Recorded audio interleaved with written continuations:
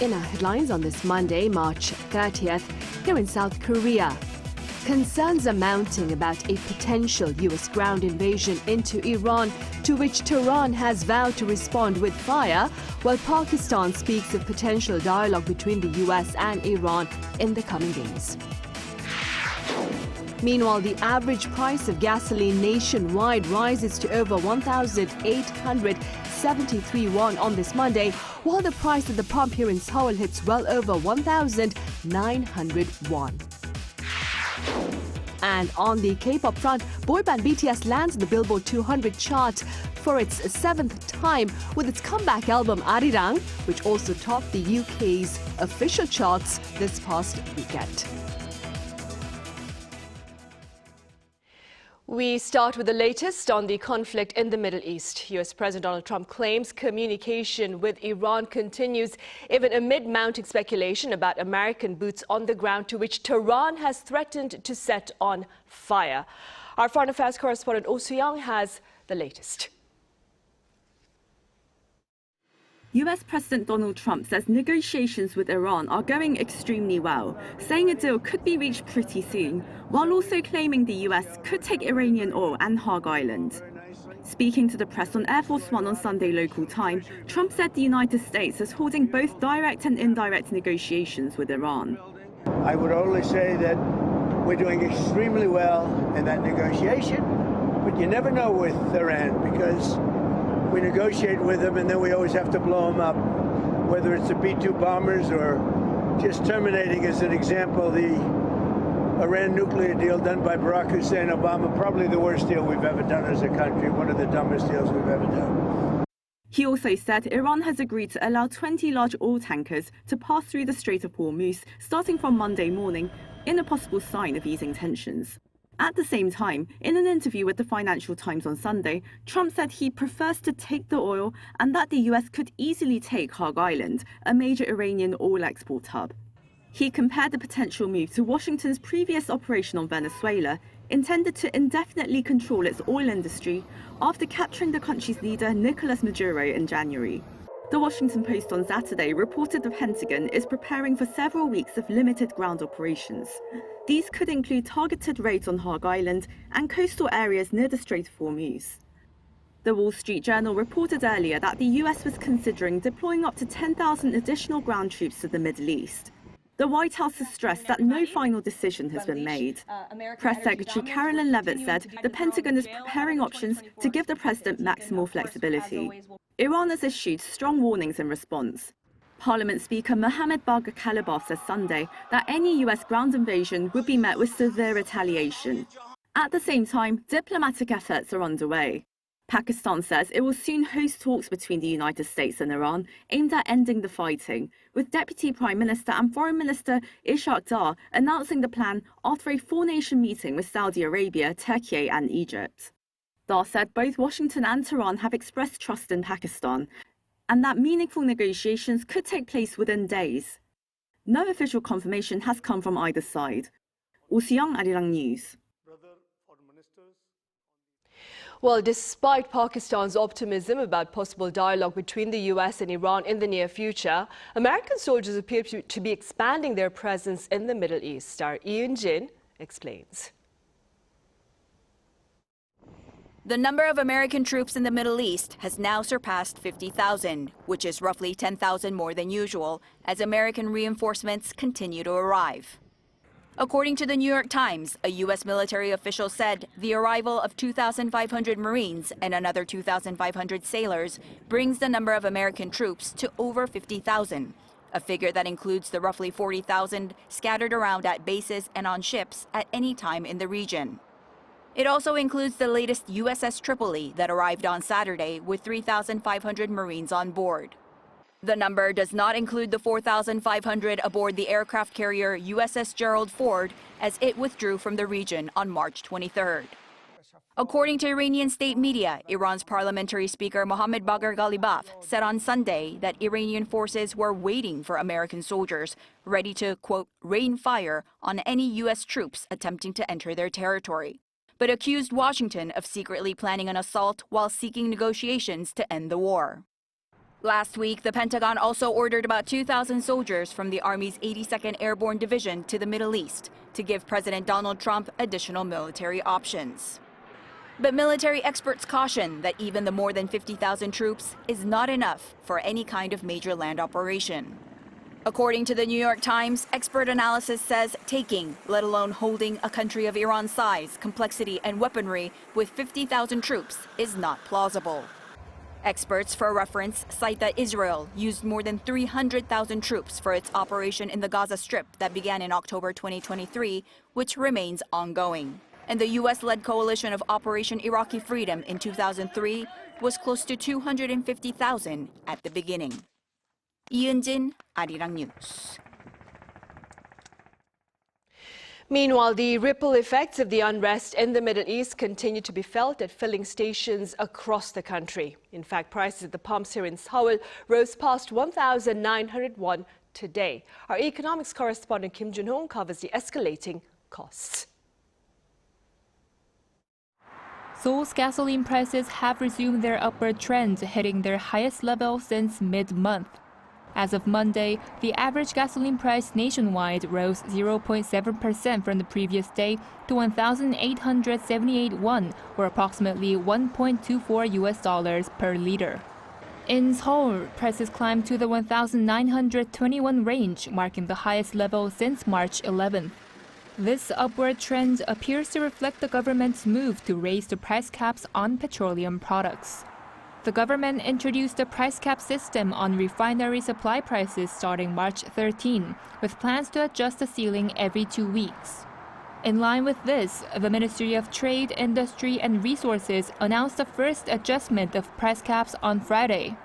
With prices rising following the adjustment, analysts say the nationwide average gasoline price is likely to break the 2,001 mark in the near term.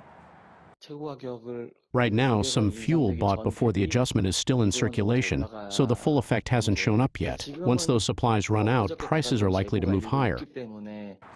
Meanwhile, global oil prices also surged over the weekend as tensions in the Middle East intensified, adding to the upward pressure. Bloomberg reported Monday that in early Asian trading, Brent climbed 2.2% from the previous session to trade in the $115 per barrel range. U.S. West Texas Intermediate also rose, staying just above $100 per barrel. This follows an attack on Israel by the Iranian-backed Houthis in Yemen on Saturday, marking their first direct involvement since the conflict began. Fears are growing that tensions could spread to the Red Sea, a key route for over 10% of global oil shipments. Looking at past oil shocks, if the Strait of Hormuz stays closed through late April, prices could hit around $160. If it lasts until June, they may climb above $180. And if Red Sea risks add further supply disruptions, that will only push prices higher. With global oil prices expected to remain volatile, the upward pressure on domestic fuel costs is likely to persist, weighing further on consumers for the time being. Kim Jun-hong, Arirang News. Also, on the local front, the local currency and the local bourse continue to surrender ground amid mounting anxiety over the prolonged aggression between the U.S. and Iran. Our Kim Do-yeon has the closing numbers and more. South Korea's financial markets closed lower Monday, reeling 1 month into Operation Epic Fury in the Middle East. The benchmark KOSPI ended the session at 5,277.30, dropping nearly 3% from the previous trading day. The index has taken a severe hit since the conflict began. Just before the operation launched on February 27th, the KOSPI closed at 6,244.13. Monday's close represents a steep decline of roughly 15% over the past 4 weeks. Foreign investors have been the primary drivers of this downward trend, dumping domestic shares amid a rapid flight from risk assets. This flight to safety is also heavily impacting the South Korean currency. The won closed Monday at 1,515.71 against the US dollar. The exchange rate was already facing upward pressure earlier this year, closing at 1,485 won before the war started. However, the onset of the conflict acted as a major catalyst, rapidly pushing the rate past the psychological defense line of 1,500 won. Because crude oil is universally priced and traded in greenbacks, surging energy prices naturally drive up the global demand for the US dollar. This sustained currency depreciation comes as the newly nominated Bank of Korea Governor Shin Hyun-sung returned to Seoul earlier Monday, having been staying in Zurich, Switzerland. He faces immediate pressure to stabilize the financial markets. However, experts point out that the central bank's policy options may be limited as the currency's weakness is not solely driven by external geopolitical shocks. Even before the Middle East situation exerted its influence, the exchange rate had already climbed to the high 1400s. That underlying rise is a reaction to domestic economic weakness and the persistent outflow of capital toward U.S. stock investments. The push past 1500 is linked to the Middle East war, but the initial climb was driven by domestic factors. Investors are waiting to see if the incoming BOK chief will prioritize macro-prudential measures to manage capital outflows or adjust interest rates. Kim Do-yeon, Arirang News. Meanwhile, across the border, North Korea reportedly conducted a test for an upgraded solid fuel engine that the regime claims can reach the U.S. mainland. Our defense correspondent Kim Bo-kyung reports. North Korean leader Kim Jong-un has overseen a ground test of a high-thrust solid fuel engine made with carbon fiber composite materials. The exact date of the test has not been unveiled, but according to the Korean Central News Agency on Sunday, the newly upgraded engine has a maximum thrust of 2,500 kilonewtons. The test was part of a 5-year National Defense Development Plan aimed at advancing strategic strike means, and Kim was quoted as saying that the regime's defense capabilities had entered a significant phase of change in building strategic forces. Pyongyang previously conducted a final ground jet test of a carbon fiber solid fuel engine in September last year, where the maximum thrust was known to be 1,971 kilonewtons. The latest test showed an increase of around 26%, enough to lift an object weighing about 255 tons into the air. An increase in an engine's maximum thrust usually means a longer range for intercontinental ballistic missiles. However, as North Korea is already believed to possess ICBMs capable of reaching the U.S. mainland, many experts say the regime's efforts to continuously boost engine output may be to develop multiple warhead ICBMs, which are more difficult to intercept. The new engine is likely to be mounted on the Hwasong-20, which North Korea has said it is developing. Experts say this could be a message to the U.S. showing that North Korea is different from Iran and can strike the U.S. mainland. In terms of U.S.-North Korea talks, it suggests that North Korea, unlike Iran, can send multi-warhead ICBMs to the U.S. mainland, and may be hinting at a willingness to engage in future nuclear arms reduction talks. Kim also inspected a test to assess the performance of new main battle tanks at a facility of the Academy of Defense Sciences and reviewed training exercises of Special Operations Forces under the Operations Bureau of the General Staff of the Korean People's Army. Kim Bo-kyung, Arirang News.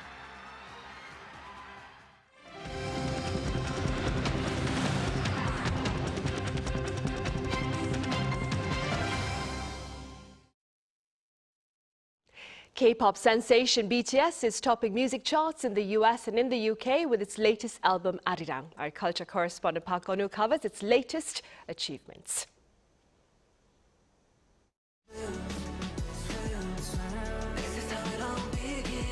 For BTS's new album Arirang, the beginning is straight in at #1 on the Billboard 200 for the week of April 4th. The group now has its 7th #1 album, a feat that began with Love Yourself Tear in 2018, the first K-pop album to top the chart. The latest album earned 641,000 units, with the chart based on a combination of physical sales, digital downloads, and streaming. It's the biggest week for a group album since December 2014, when the chart began using units.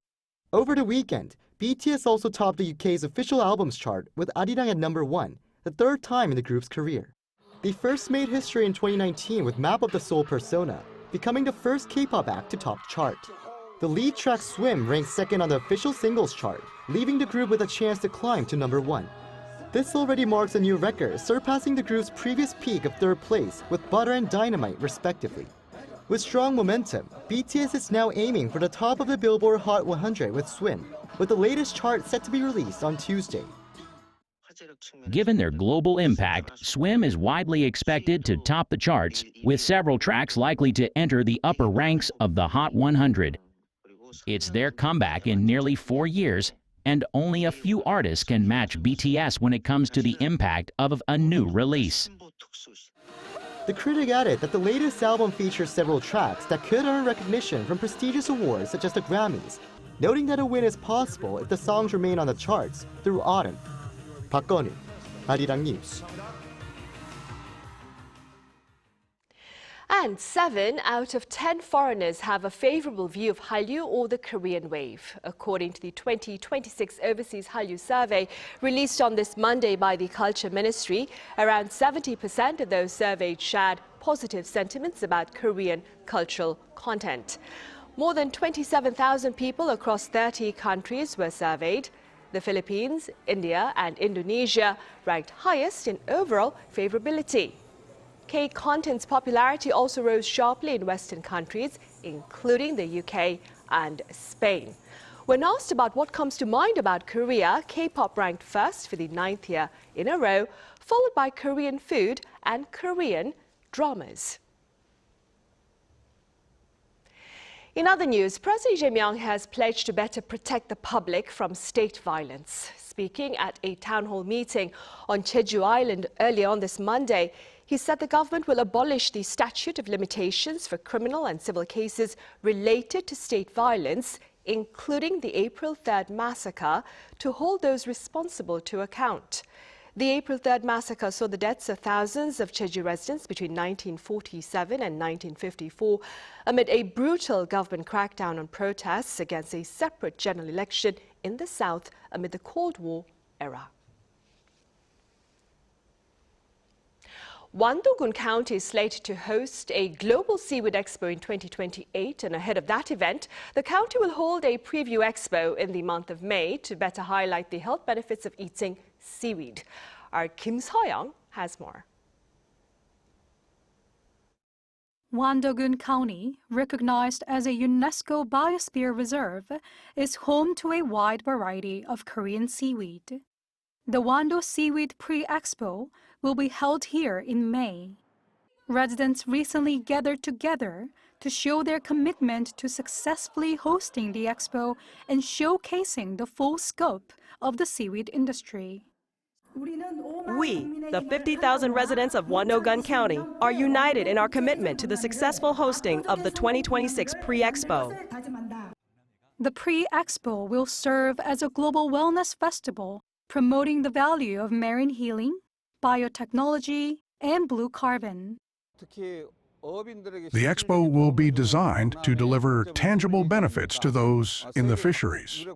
We've invited 40 buyers to export consultations to help pave the way for our clean seafood to gain global recognition. Various exhibitions, export consultation meetings, and cultural events will be held near Wando Beach Park and the Wando Marine Healing Center. Ahead of the 2028 main expo, this pre-expo will help show the world that seaweeds are not just food, but future assets. The Wando Seaweeds Expo is expected to further solidify Wando County's status by presenting the future of the seaweed industry and boosting the local economy through tourism. Kim So-young, Arirang News.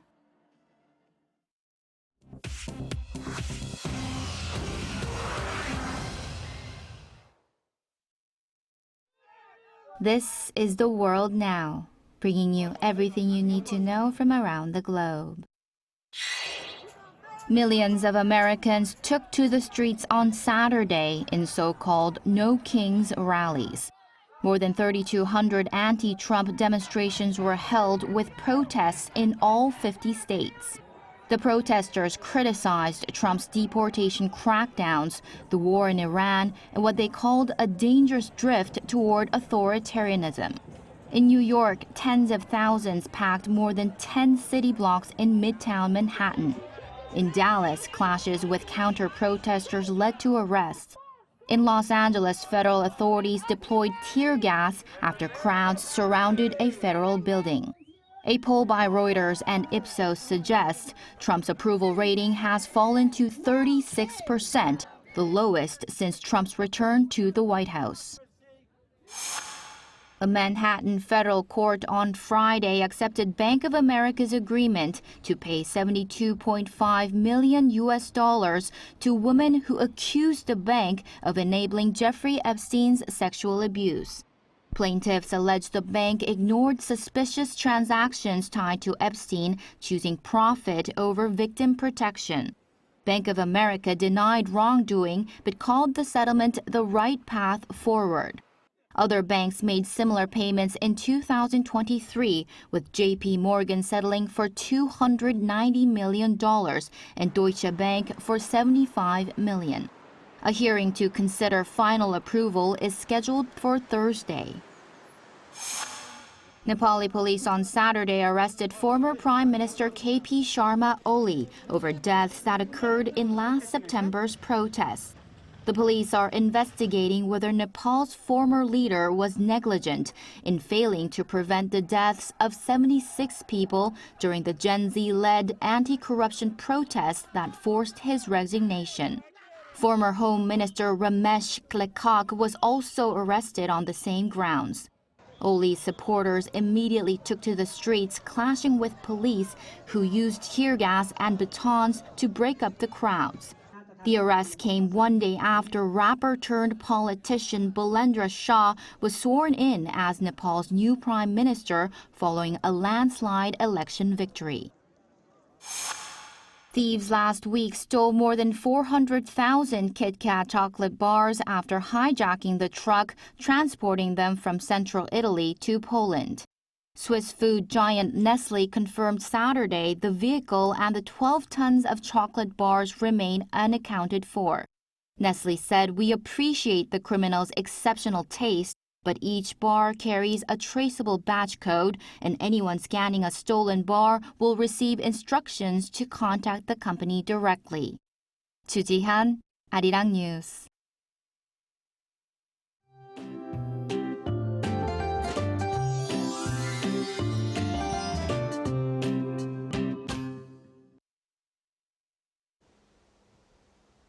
Mild weather has been continuing nationwide, bringing spring blossoms into full bloom, but rain is on the way at the start of the week. We're expecting some much-needed rain today and tomorrow. Rain will ease off by late tomorrow morning. However, the mountainous areas and the east coast of Gangwon-do Province, along with the east coast of Gyeongsang-buk-do Province, could see rain lasting into the afternoon. The amount of rain will generally range from 5 to 50 millimeters, with heavier showers along the southern coast and on Jeju Islands. Meanwhile, Jeju could see gusty wind, thunder, and lightning through tomorrow, so please take extra care. Tomorrow, Seoul will start the day at 9 degrees Celsius, Chuncheon at 9 degrees, Jeju at 13 degrees. Then by the afternoon, Seoul will get up to 21 degrees, Chuncheon at 20 degrees, Jeju at 17 degrees. Most of the rain will clear by tomorrow morning, but the east coast of Gangwon-do Province may see showers lingering into the afternoon. Now here's a look at the weather around the world.